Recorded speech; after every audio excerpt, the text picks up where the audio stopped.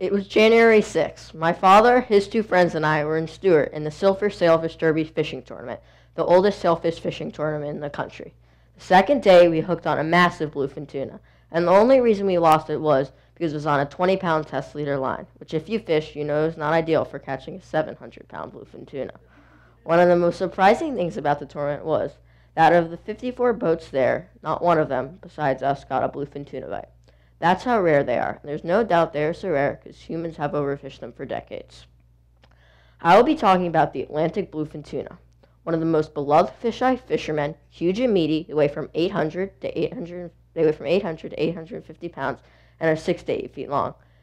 They are silver and blue and are used mostly to make sushi. They have dropped an astounding 90% from the 1950s, and in the 1940s and 50s there were millions of them. Now there are only hundreds of thousands. In 1910, European countries barely recorded any bluefin tuna landings, but then, in 1915, manufacturers came out with new high-tech fishing equipment. In the early 1900s, fishing rods were made out of 100% wood, but then, in 1915, they made steel fishing rods. This would allow fishermen to hook on bigger fish without losing them. There are also harpoon rifles. The rifle would shoot a harpoon deep into the fish's body, making it lose all its strength and eventually dying, so it was an easy pull-in for the fishermen. And because of the advances in technology, in 1918, in the harbor of Gothenburg, Sweden, they brought in 8,000 bluefin tuna in 1 year. It went from barely no recordings to 8,000. That's insane. Now, fewer than 8,000 bluefin tuna are taken in a year. A sport fisher, which is a type of boat near the Danish island of Anholt, in 1928 brought in 62 bluefin tuna in 1 day. And the reason they could do this was because of the harpoon rifle. He and his crewmates saw a school of bluefin tuna, took the harpoon rifle out, and accumulated a lot of them.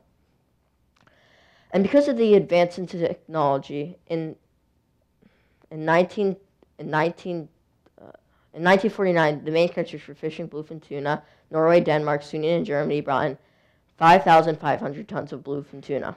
In the late 1940s, Norway had 43 boats a day searching for bluefin tuna and went to 200 boats a day.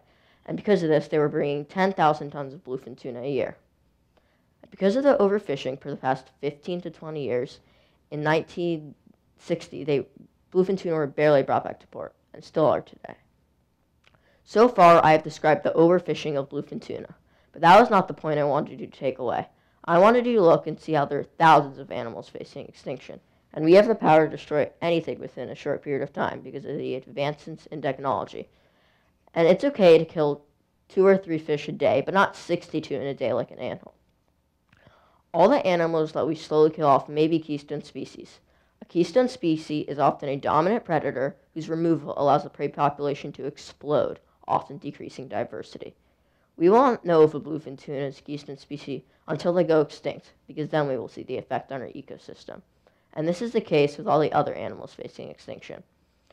And this will slowly destroy our ecosystem, and it won't just affect fish and animals, it will affect humans too. We need to stop destroying our ecosystem right now and treat our living things with respect. Thank you.